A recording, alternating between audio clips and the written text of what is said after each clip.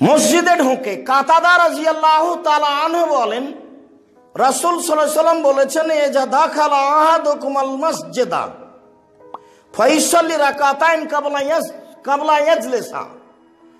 তোমাদের যে কোনো মানুষ, পুরুষ নারী, মসজিদে ঢুকে 2 রাকাত সালাত আদায় করবে বসার আগে, বসতে পাবে না। আলহামদুলিল্লাহ, হযরত কত সুন্দর করে অত্যন্ত শুদ্ধ ভাষায় তিনি আমাদেরকে একটি হাদিস শোনালেন, যে হাদিসের মধ্যে তিনি এটা বলার চেষ্টা করলেন যে মসজিদে প্রবেশ করলেই বসার পূর্বে 2 রাকাত নামাজ পড়তে হবে, নামাজ না পড়ে বসতে পারবে না। তিনি এটাকে ফরজ বানিয়ে দিলেন। এই তাহিয়াতুল মসজিদ, এই 2 রাকাত নামাজকে তিনি ফরজ বানিয়ে দিয়েছেন। এবার আমাদের দেখার বিষয় যে আসলে কি নামাজটি ফরজ, আর যদি ফরজ হয়ে থাকে তাহলে সাহাবীদের আমল এই ব্যাপারে কি ছিল। আসুন আমরা কয়েকটি হাদিস দেখে আসি।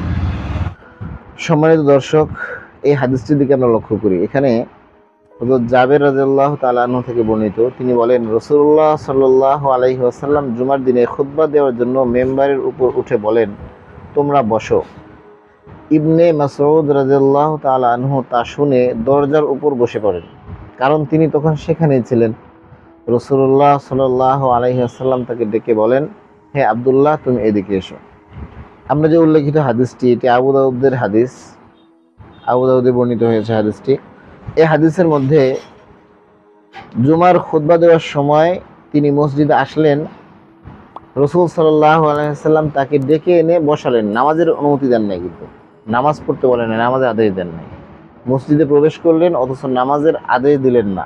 যদি এই তাহিয়াতুল মসজিদ নামাজটি আবশ্যক হয়, তাহলে রাসূল কেন আব্দুল্লাহ ইবনে মাসউদকে ডেকে এনে বসালেন, নামাজের আদেশ দিলেন না? আচ্ছা, আরো হাদিস দেখি আমরা সামনে। সম্মানিত দর্শক, বুখারী শরীফের এই হাদিসটির প্রতি আমরা লক্ষ্য করি। এখানে আনাস রাদিয়াল্লাহু তাআলা আনহু থেকে বর্ণিত, তিনি বলেন যে এক ব্যক্তি জুমার দিন মিম্বরে সোজাসুজি দরজা দিয়ে মসজিদে প্রবেশ করলো। রাসূল সাল্লাল্লাহু আলাইহি ওয়াসাল্লাম তখন দাঁড়িয়ে খুতবা দিচ্ছিলেন। সে রাসূল সাল্লাল্লাহু আলাইহি ওয়াসাল্লামের সম্মুখে দাঁড়িয়ে বলল, ইয়া রাসূলুল্লাহ, গবাদি পশু ধ্বংস হয়ে গেল এবং রাস্তাগুলোর চলাচল বন্ধ হয়ে গেল। সুতরাং আপনি আল্লাহর কাছে দোয়া করুন যেন তিনি আমাদের বৃষ্টি দেন। বর্ণনাকারী বলেন, রাসূল সাল্লাল্লাহু আলাইহি ওয়াসাল্লাম তখন উভয় হাত তুলে দোয়া করলেন। এরপর আমরা আরেকটু নিচে দেখি, এখানে আছে, তারপর এক ব্যক্তি পরবর্তী জুমার দিন সে দরজা দিয়ে প্রবেশ করলো। রাসূলুল্লাহ সাল্লাল্লাহু আলাইহি ওয়াসাল্লাম তখন দাঁড়িয়ে খুতবা দিচ্ছিলেন। লোকটি দাঁড়িয়ে বলল, ইয়া রাসূলুল্লাহ, ধন সম্পদ নষ্ট হয়ে গেল এবং রাস্তাঘাটও বিচ্ছিন্ন হয়ে গেল, কাজেই আপনি আল্লাহর নিকট বৃষ্টি বন্ধের জন্য দোয়া করুন। সম্মানিত দর্শক, এই হাদিসের মধ্যে প্রথম জুমায় বৃষ্টির দোয়া চাওয়ার জন্য আসলেন এক সাহাবী। তিনি আয়েশা ডাইরেক্ট দোয়া চাইলেন আল্লাহ রাসূলের কাছে, আল্লাহ রাসূল দোয়া করলেন, কিন্তু নামাজের কোনো আদেশ কিন্তু দেন নাই। মসজিদে প্রবেশ করছেন না, জুমার খুতবা তো মসজিদে দিতেছিলেন। আবার ওই যে দোয়া করছেন, বৃষ্টি শুরু হয়ে গেছে, বৃষ্টি হয়েছে টানা 6 দিন। এর পরের জুমায় আবার বৃষ্টি বন্ধের জন্য দোয়া চাওয়ার জন্য আসছেন। তখনও ডাইরেক্ট আয়েশা কি করছেন, দোয়া চাইছেন, রাসূল দোয়া করছেন, কিন্তু নামাজের কি দেন নাই, আদেশ দেন নাই। সুতরাং বোঝা গেল যে তাহিয়াতুল মসজিদে 2 রাকাত নামাজ, এই নামাজ এটা মূলত ফরজ না। কিন্তু আব্দুর রাজ্জাক বিন ইউসুফ সাহেব তিনি তার বক্তব্যের মধ্যে বললেন যে নামাজ না পড়ে সে বসতে পারবে না, নামাজ না পড়ে বসা যাবে না।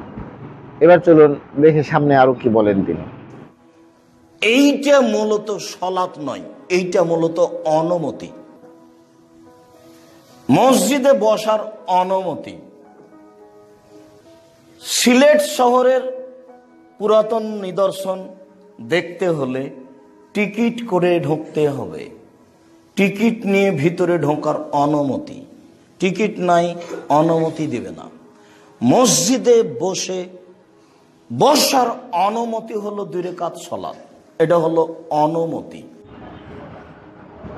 সম্মানিত দর্শক, তিনি বললেন যে তাহিয়াতুল মসজিদের এই 2 রাকাত নামাজ যেটা হাদিসে নির্দেশ করা হয়েছে, এটা হলো মসজিদে ঢুকে বসার অনুমতি। এই অনুমতি না থাকলে সে বসতে পারবে না, এটা তিনি নিজ থেকে বলছেন। এর পক্ষে কোনো তিনি দলিল এখানে উল্লেখ করেন নাই। তিনি নিজ থেকে বলতেছেন যে এটা একটা অনুমতিপত্র, এটা মূলত নামাজ না, এটা মূলত একটা অনুমতিপত্র, অনুমতি। আচ্ছা, সামনে দেখি আরো কি বলেন। যার কারণে সূর্য উঠছে না ডুবছে না মাথার উপরে, এইটুকু বিবেচনার আপনার সুযোগ নেই। ঢুকে বসলে আগে সালাত আদায় করতে হবে। তো বসবেন না, দাঁড়িয়ে থাকেন, কি করবেন করে দাঁড়িয়ে থেকে থেকে চলে যান। কি কারেন্ট দেখতে এসেছেন, না বাল্বটা ঠিক আছে না কি কি যেন করতে এসেছেন, দাঁড়িয়ে দাঁড়িয়ে দেখেন, যখন দেখা শেষ হয়ে যাবে কি হবে, চলে যান। বসতে হলে আগে অনুমতি নিতে হবে। সম্মানিত দর্শক, আমরা হুজুরের কথায় বুঝতে পারলাম যে মসজিদে ঢুকলে নামাজ 2 রাকাত না পড়ে বসাই যাবে না। যে কোনো মূল্য হোক নামাজ পড়তেই হবে, সেটা যে কোনো সময় হোক। সূর্য উঠতেছে না ডুবতেছে না মাথার উপরে আছে এটা লক্ষ্য করা যাবে না। সুতরাং মসজিদে ঢুকলে পড়তেই হবে।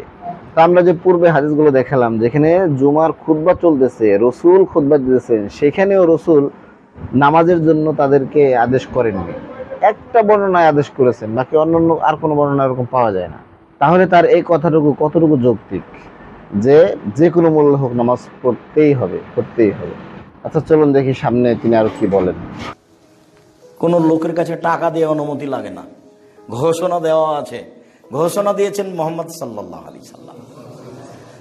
মানুষ না মানলে যে তার ঠগা হবে এ কথা নয়, মানুষ না মানলে যে আল্লাহর ঠগা হবে এ কথা নয়।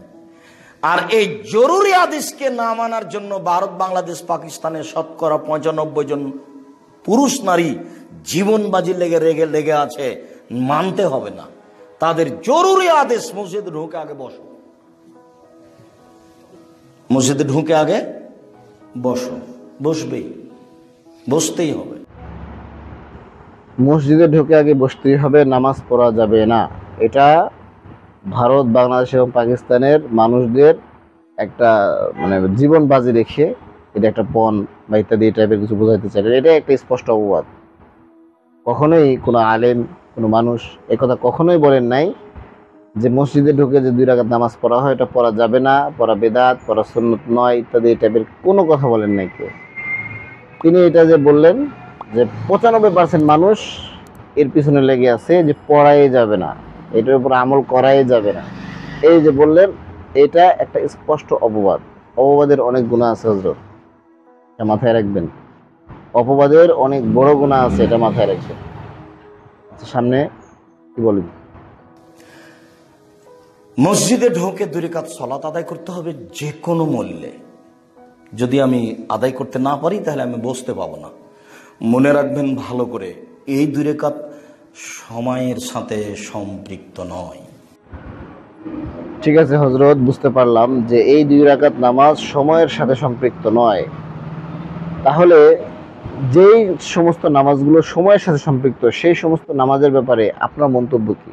যেমন এই হাদিসটা দেখুন, এই যে বুখারী শরীফের আন্তর্জাতিক নম্বর হিসেবে 581 নং হাদিস, যেখানে ইবনে আব্বাস রাদিয়াল্লাহু তাআলা আনহু থেকে বর্ণিত। তিনি বলেন, কয়েকজন আস্থাভাজন ব্যক্তি আমার কাছে, যাদের মধ্যে শ্রেষ্ঠ হলেন ওমর রাদিয়াল্লাহু তাআলা আনহু, আমাকে বলেছেন যে রাসূলুল্লাহ সাল্লাল্লাহু আলাইহি ওয়াসাল্লাম ফজরের পর সূর্য উজ্জ্বল হয়ে না ওঠা পর্যন্ত এবং আসরের পর সূর্য অস্তমিত না হওয়া পর্যন্ত নামাজ আদায় করতে নিষেধ করেছেন।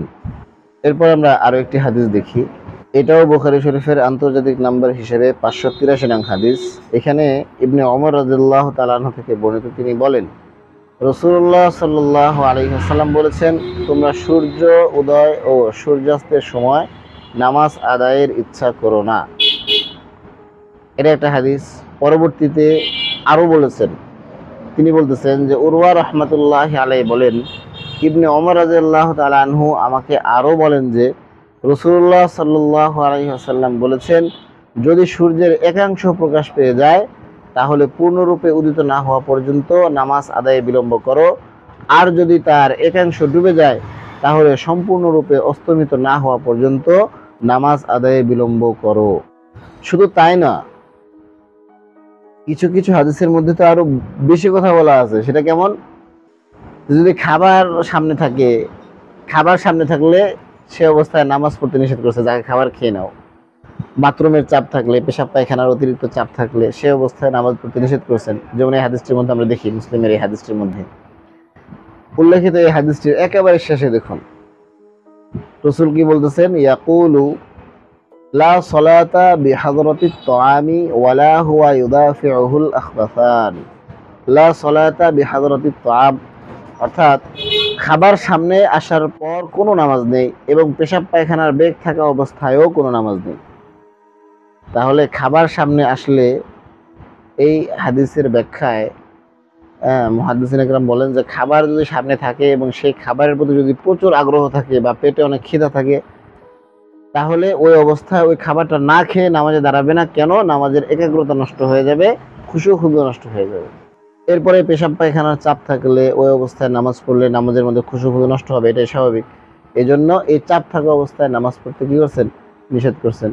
তাহলে এই যে নিষেধাজ্ঞার যে হাদিসগুলো আছে সময় মেপে মেপে বললেন, হ্যাঁ, সূর্য অস্ত যাওয়ার সময়, আসরের নামাজের পর, তারপরে ফজরের নামাজের পর, এই যে বললেন যে এই সময়টা নামাজ পড়া যাবে না, তাহলে ওই সময় যদি কেউ মসজিদে প্রবেশ করে তাহলে কি হবে? হযরত আপনি যে মসজিদে তাহিয়াতুল মসজিদ পড়ার যে হাদিসটা উল্লেখ করছেন ওইখানে তো সময়ের সাথে সম্পৃক্ত না, ঠিক আছে, কিন্তু যে সমস্ত হাদিসগুলো সময়ের সাথে সম্পৃক্ত ওই সময়ের মধ্যে যদি কেউ মসজিদে প্রবেশ করে তাহলে কি তখনও তার ওই 2 রাকাত নামাজ পড়তে হবে? আসলে হযরত জানেন কি, আপনারা এই যে নিজেদেরকে আহলে হাদিস বলে যে কত শত হাদিসের অসম্মান করতেছেন, হাদিসগুলোকে অস্বীকার করতেছেন, হাদিসগুলোর উপর থেকে আমল ছেড়ে দিচ্ছেন, এটাকে আপনারা বুঝতে পারেন না? এটা আপনারা মোটেও বুঝতে পারেন না নাকি? সব সময় সহিহ হাদিস, সহিহ হাদিস, সহিহ হাদিস মানা লাগবে, কোরআন এবং সহিহ হাদিস, কোরআন এবং সহিহ হাদিস, এর বাহিরে না, কোরআন এবং সহিহ হাদিস। এই যে নামাজ সময়ের সাথে সম্পৃক্ত যে নামাজগুলোর কথা বলা হলো নিষেধাজ্ঞার ব্যাপারে, এই সবগুলো তো বুখারী শরীফের মধ্যে আছে। বুখারী শরীফের সবগুলো হাদিস, এরকম হাদিসের অভাব নাই, অনেকগুলো হাদিস আছে এরকম।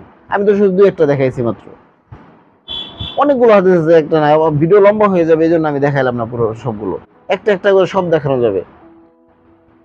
তো এই হাদিসগুলোকে কিভাবে অস্বীকার করেন? ওই একটা হাদিসের কথা বলে যে কোনো মূল্যে হোক নামাজ আদায় করতেই হবে, আর বসতে পারবে না, এটা কোনো কথা?